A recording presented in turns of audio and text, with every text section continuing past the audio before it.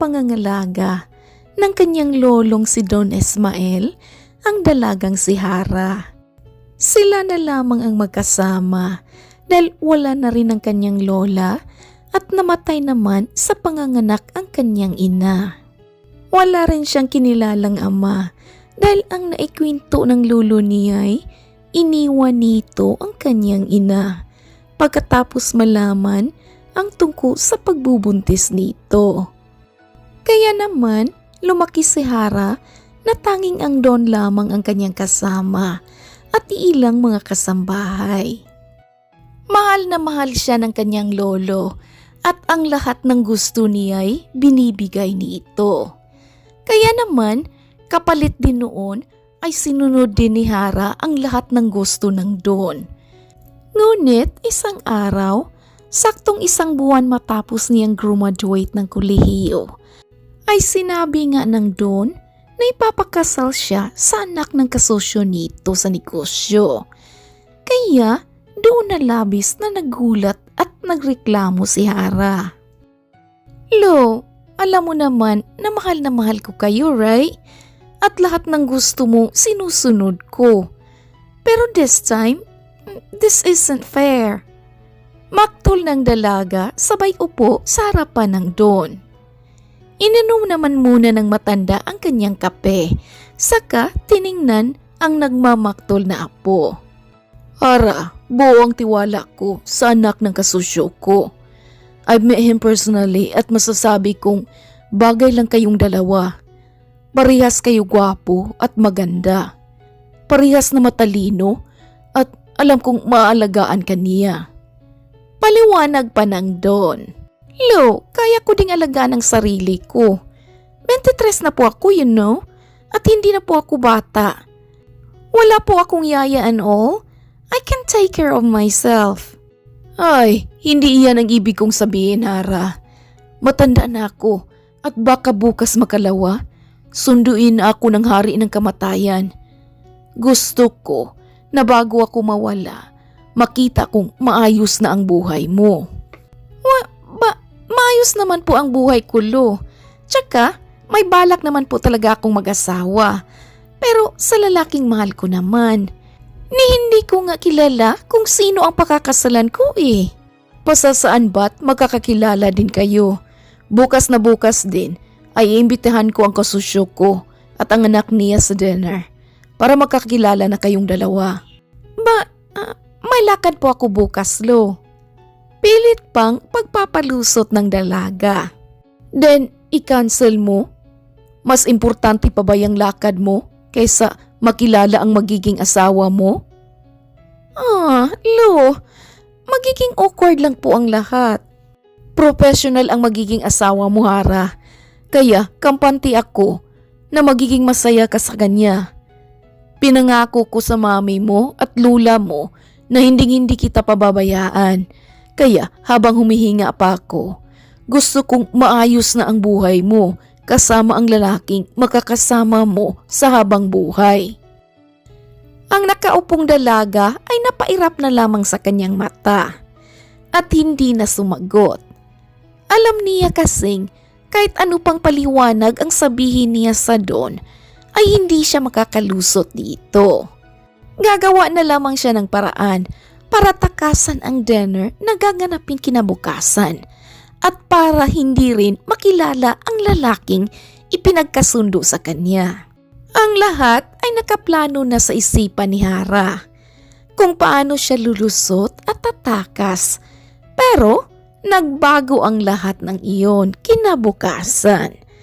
Dahil pagising niya ay tumambad agad sa paningin niya ang isang lalaking nakatayo sa gilid ng kanyang pintuan.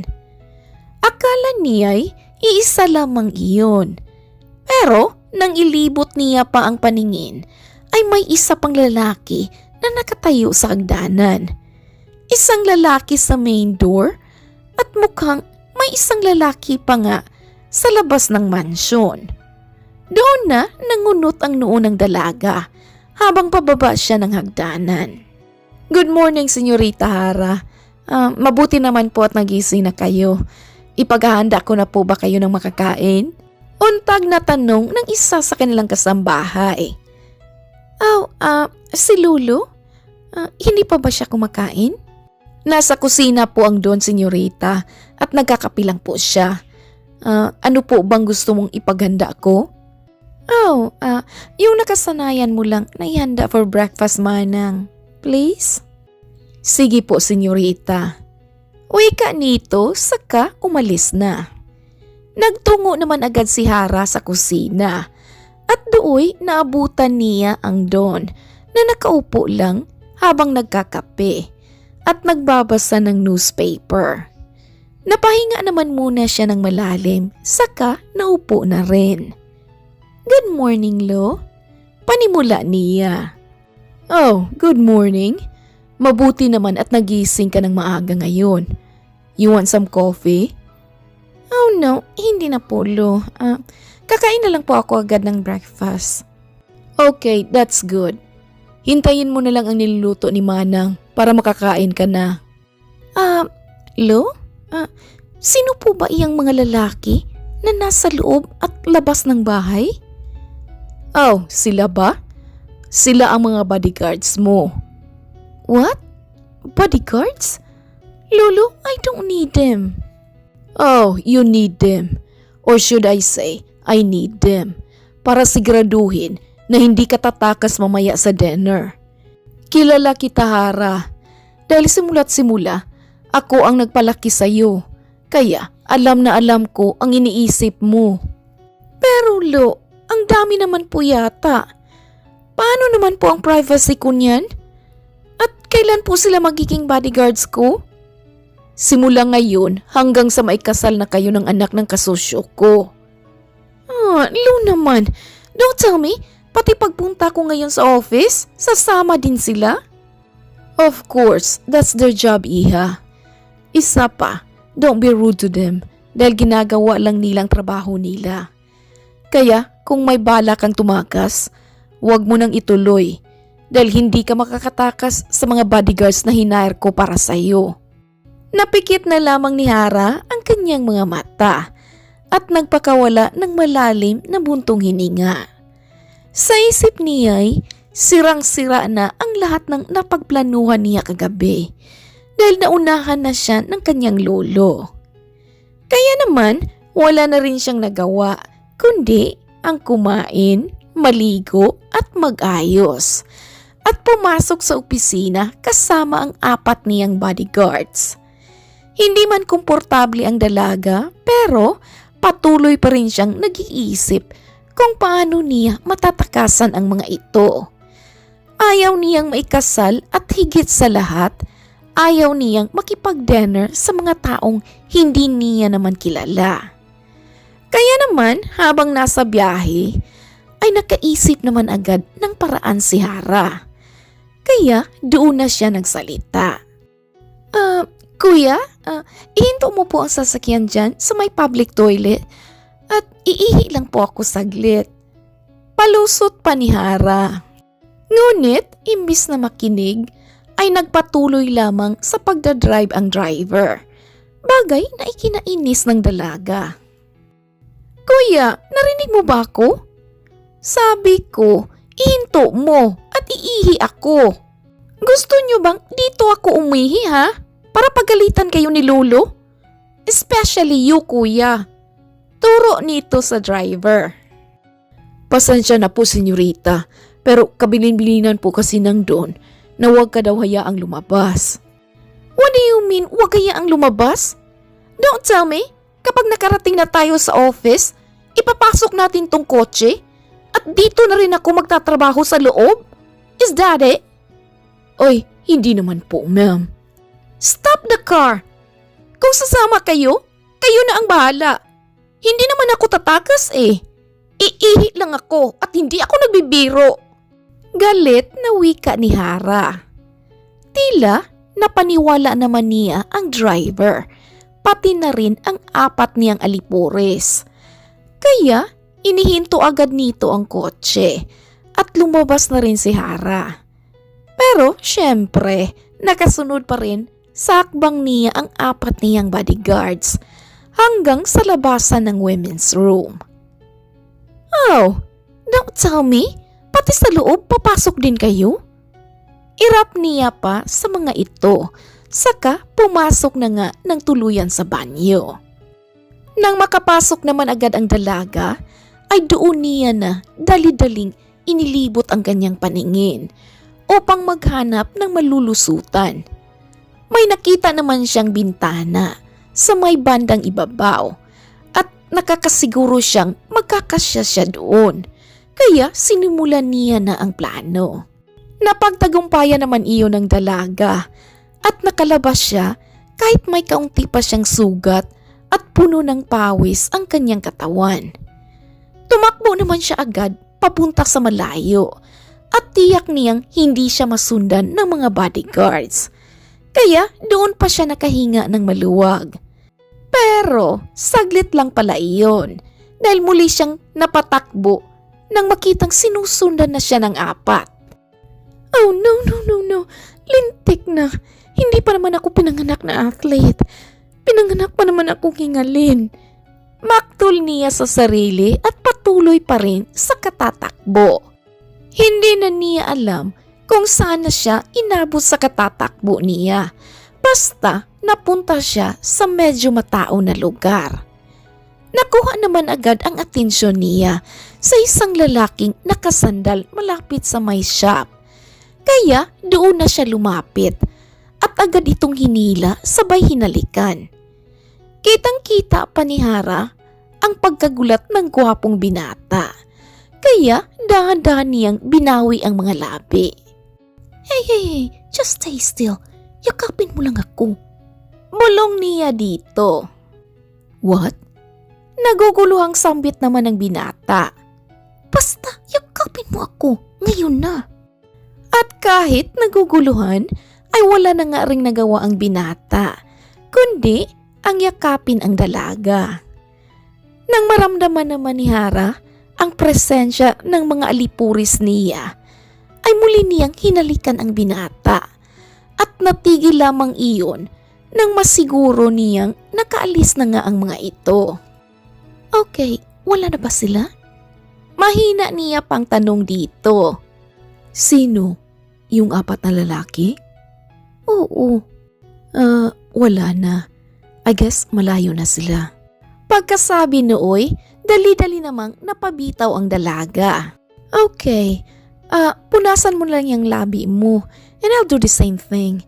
Pasensya na. Kailangan ko lang gawin yun para hindi nila ako makita. Who are they? Bakit ka ba nila hinahabol? Oh, bodyguards ko sila.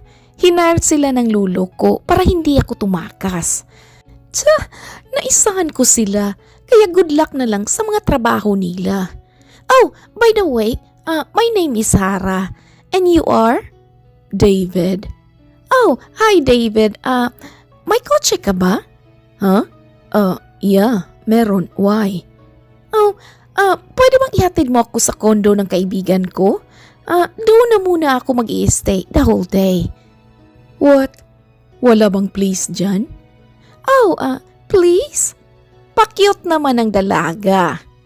Ngumiti naman ng pagkagwapo-gwapo ang binata, saka lumapit sa kanyang kotse at pinagbuksan ng pinto ang dalaga. Oh, in fairness hindi ka lang pala gwapo, gentleman ka rin. Wika pa ni Hara saka sumakay. Ngumiti namang muli ang binata, saka sumakay na rin at gumayak.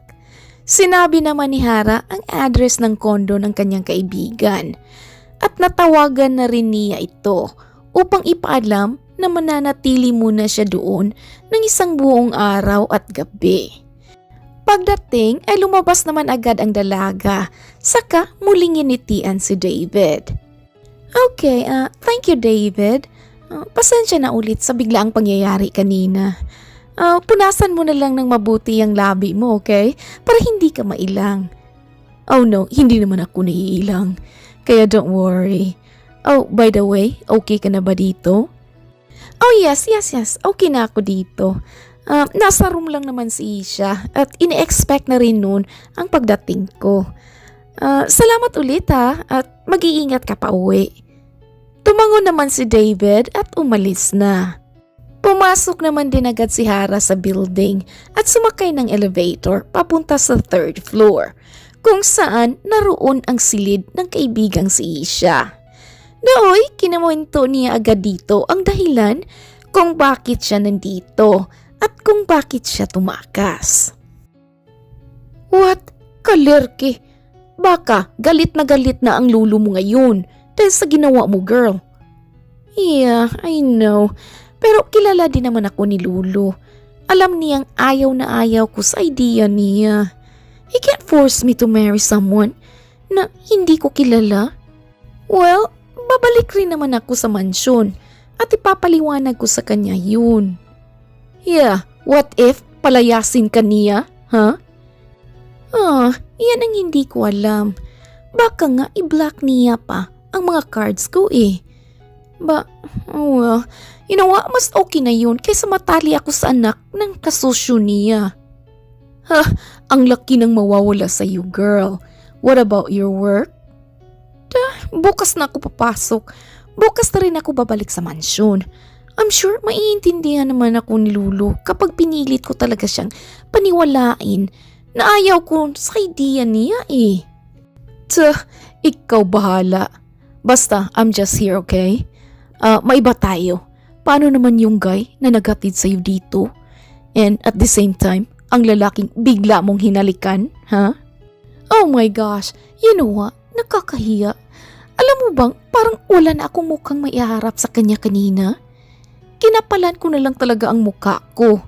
First kiss ko pa naman yun.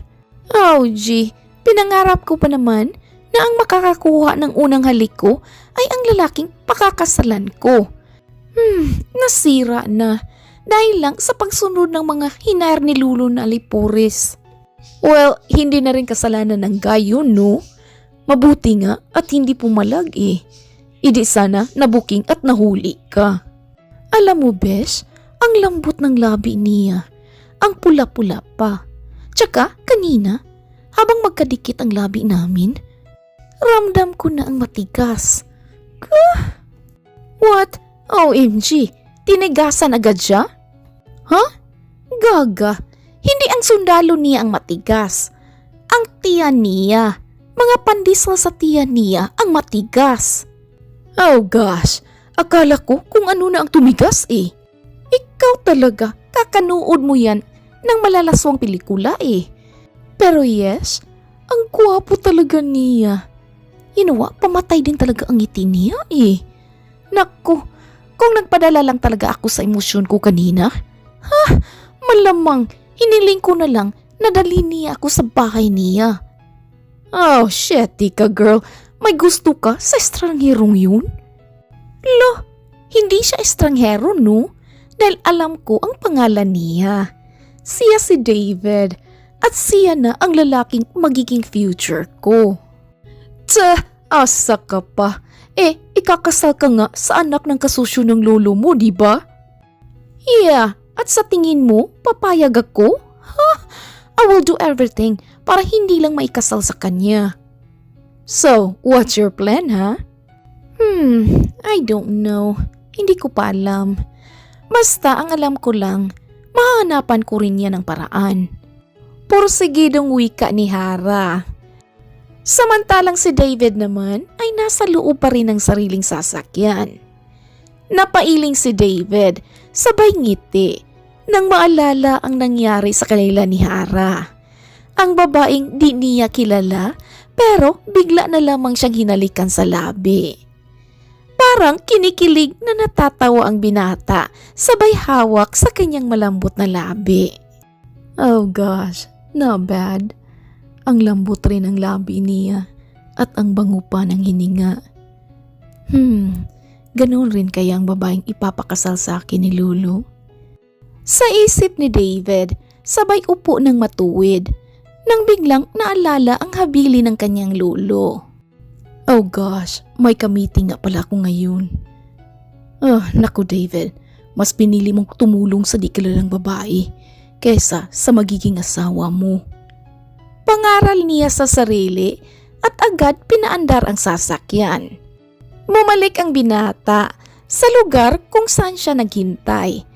At nagulat pa siya nang makitang wala pa rin doon ang babaeng kanyang hinihintay.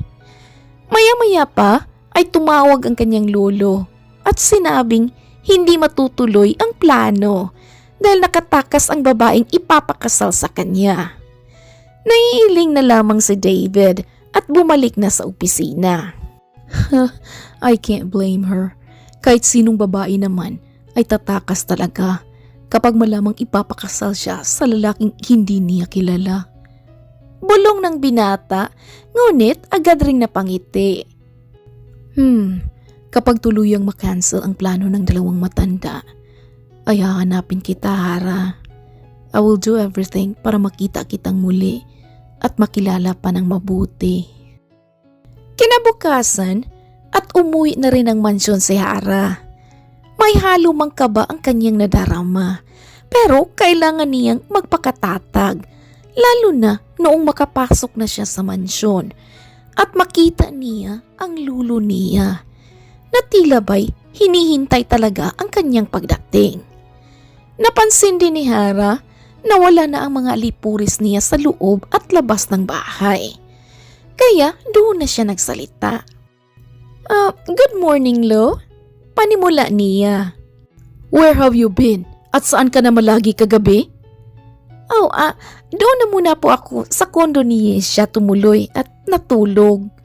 Pinalipas mo lang talaga ang napag-usapan nating dinner kasama ang mapapangasawa mo? Sorry po, Lo. Ayaw ko po kasi talaga sa idea mo eh. Nasasabi mo lang yan dahil hindi mo naiintindihan ang punto ko, Hara. I'm doing this for you para masigurong nasa tamang tao at lalaki ka. Ayaw kong matulad ka ng mami mo na binuntis ng ama mo at nang malamang nandyan ka na, tumakas na't hindi kayo pinanagutan. Pero Lo, paano ko naman po papakasalan ang taong hindi ko naman mahal? Matutunan niyo ring mahalin ang isa't isa.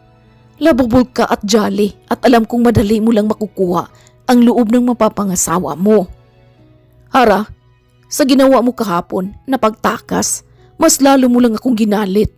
Sinesanti ko na rin ang 4 na bodyguards dahil hindi nila nagawa ng maayos ang trabaho nila. But now, dahil nandito ka na, I won't let you go again. Magbihis ka na rin at may gown ka na sa loob ng kwarto mo. What? Gown? Yes, pinabili ko iyan kagabi dahil pagkatapos mong mag-ayos, aalis na tayo dahil ngayon din gaganapin ang kasal mo. Po? Wait, Lolo naman. Ayaw ko nang makatakas ka pa, Hara, kaya mas mabuti na rin sigurong ganito. Lo, hindi ko pa nga po nararanasan magka-boyfriend eh. Tapos, kasal agad-agad? Basta, sige na. Huwag ka nang magreklamo dyan dahil hindi yan makakatulong sa iyo. Now go to your room and wear your gown. At saka, huwag ka nang masyadong magtagal dahil baka malay tayo, nagkakahiya. At wala nang nagawa pa ang dalaga, kundi ang pumanhik sa kanyang silid. Gusto niyang umiyak ng mga sandaling iyon, pero hindi niya alam kung bakit walang lumalabas na luha mula sa kanyang mga mata. Tiningnan niya rin ang laman ng malaking box na naroon at napakaganda ng kanyang gown. Hindi iyon kaparehas ng gown na nasa isip niya, pero napaka-classy pa rin itong tingnan. Simple lang, pero malakas ang dating. Huminga naman muna siya ng malalim, saka naligo na nga't nag-ayos. At huling isinuot ang kanyang gown. Napakaganda niya sa harap ng salamin, pero hindi niya magawang ngumiti. Hindi siya masaya. Bumalik naman siya sa ulirat nang marinig niya ang sunod-sunod na katok mula sa labas ng kanyang pinto. Kaya dali-dali niya na rin iyong binuksan. Naku, napakaganda mo po, senyorita. Bungad pa ng kasambahay. Thank you, Manang. But I don't think I'm beautiful today. Ay, ang gandang-ganda mo nga po, senyorita eh. Oh, nga pala, pinapatawag na po kayo ng Don at nakahanda na daw po ang sasakyan sa labas. Oh, nasa sasakyan na ba si Lolo? Oo, nandoon na po senyorita at kayo na lang po ang hinihintay. Tara na po sa baba. Nagbigay lang ng isang pilit na ngiti si Hara, saka bumaba na rin kasama ang kasambahay. Nang makalabas na siya sa mansyon, ay dumiritso na agad siya sa sasakyan at gumayak na. Okay, Hara Iha, get ready, kasi nandoon na sila.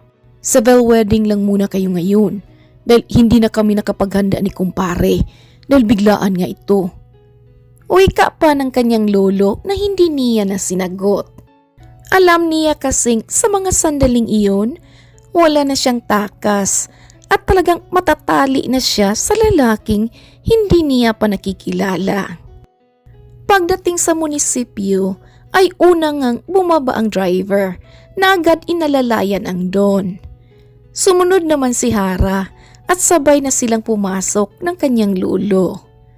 Pagpasok ay unang nakita ni Hara ay ang kumpare ng kanyang lolo na nakipagkamay pa dito at bumeso pa sa kanya.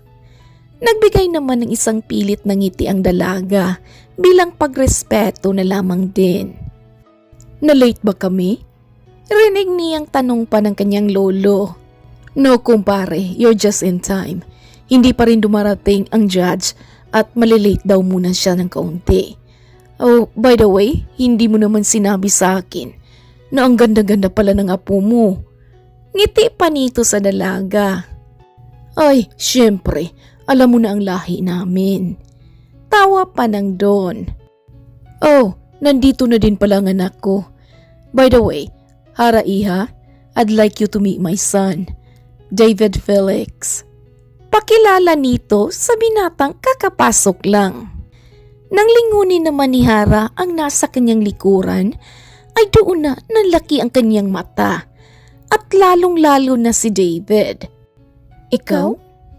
Sabay nilang sambit na siyang nagpakunot sa noo ng Don at ng kumpare nito.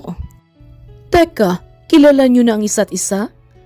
Tanong pa ng Don. Ha? Oh, iyalo.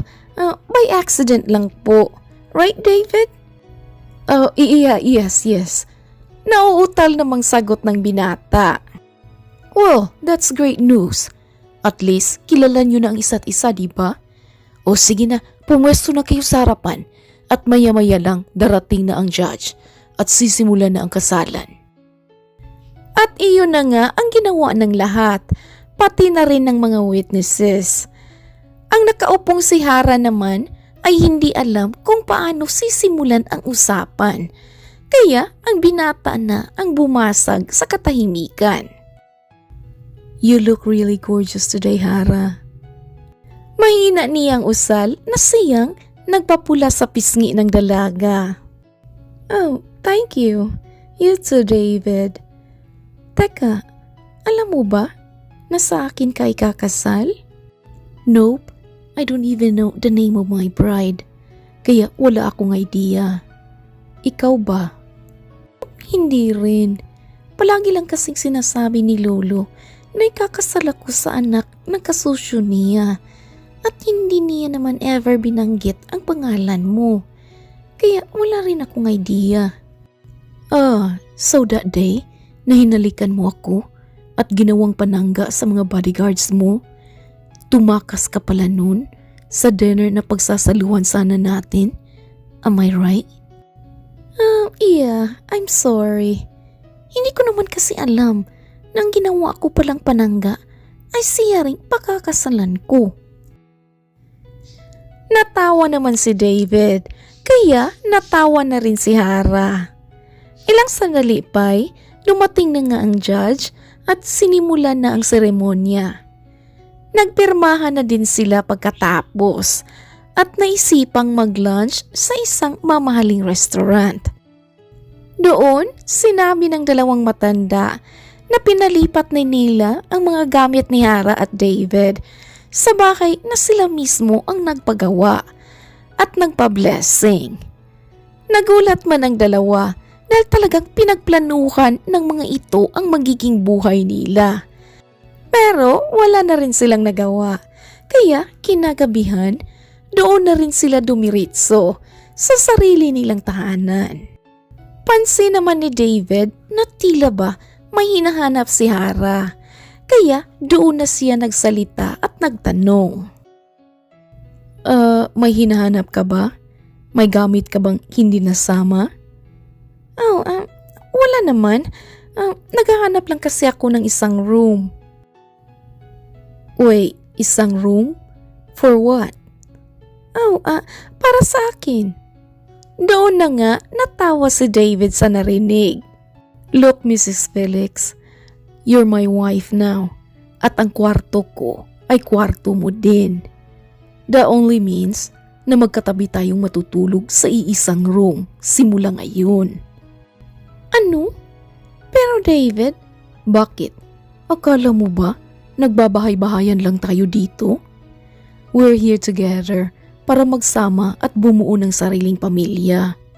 Ikaw, ako, at ang mga anak natin. Mga anak? Yup, bakit? Ilan ba ang gusto mo? Kasi kung ako ang papipiliin, gusto ko 3. Pero nakadepende pa rin yan sa'yo kasi ikaw naman itong magdadala. Hindi alam ni Hara kung bakit tila ba nang init ang buong katawan niya ng mga sandaling iyon. Ang totoo'y, nang malaman niyang si David ang papakasalan niya ay gusto niya nang matapos agad ang araw para sila na lamang dalawa ang magkasama.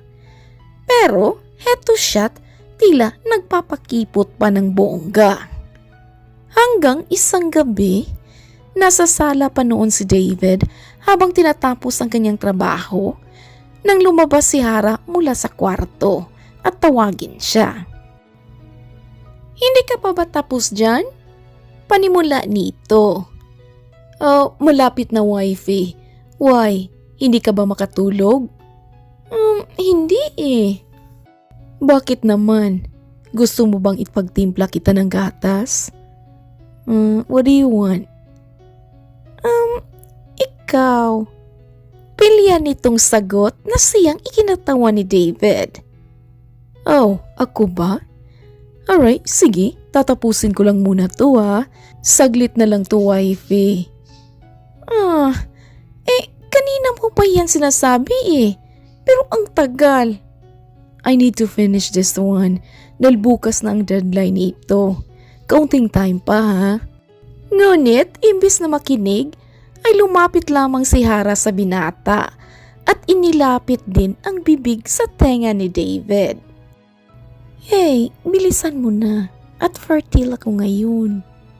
Pilyan nitong bulong sa asawa.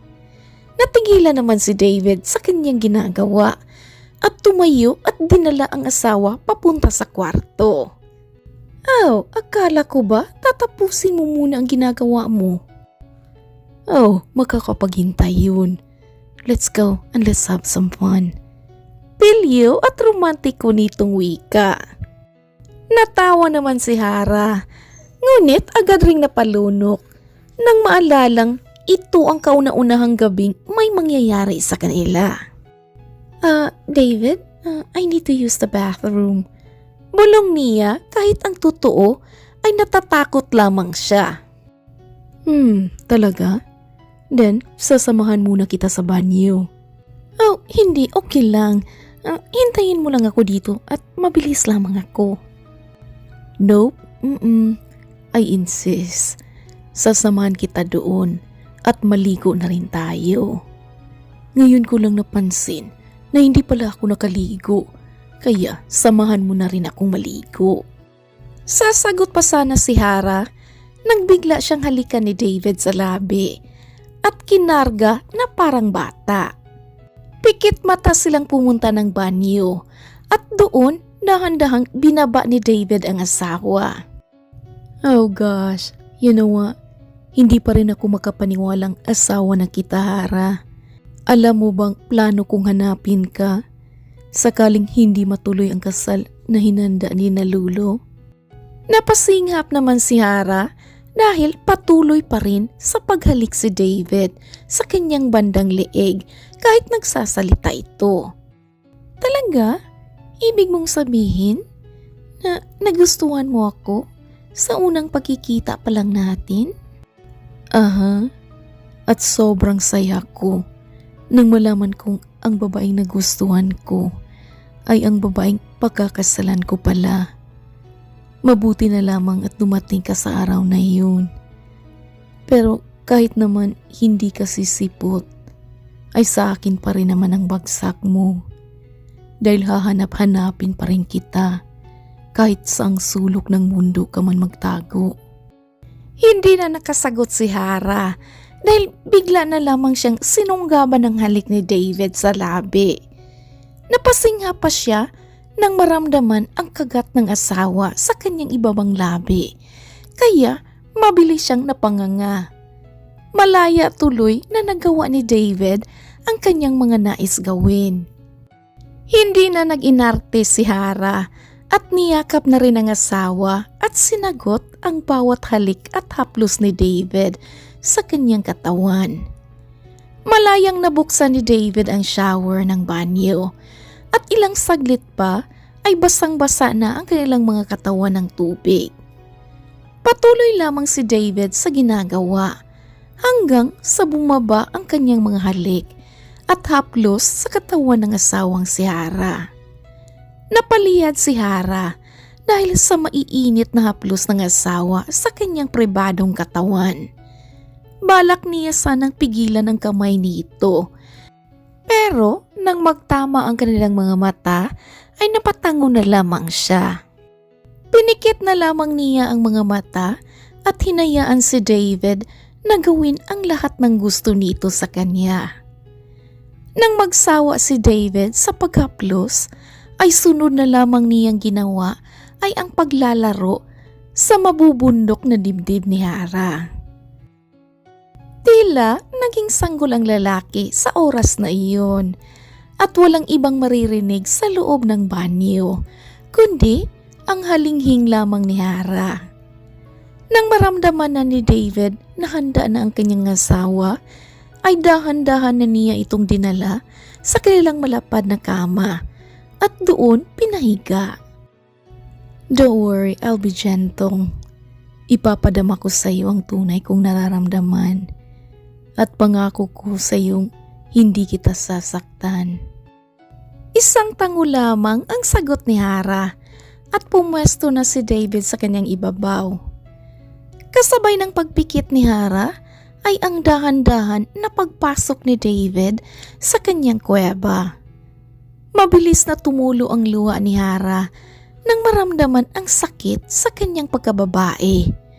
At napaliyad naman si David dahil pati siya ay nahihirapan rin.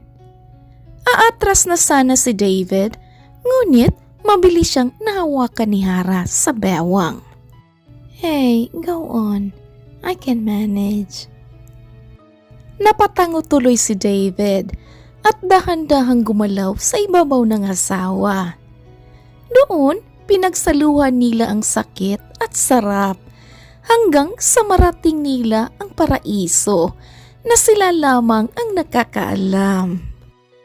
Nagdaan pa ang ilang buwan at nagresulta naman agad iyon. Kaya wala nang masasaya pa bukod kay David na magiging ama na, kay Hara na magiging ina na, at sa dalawang matanda na magiging lolo na. Ay, salamat! Congratulations mga apo! Masayang wika ng dalawang matanda at isa-isang niyakap sina David at Hara. Natawa naman ang mag-asawa at hindi mapigilan ni David na halikan si Hara sa harap ng dalawang matanda.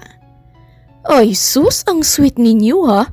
May patakas-takas pang nalaman niyong apo kong si Hara, pero nahuhulog rin pala sa asawa niya.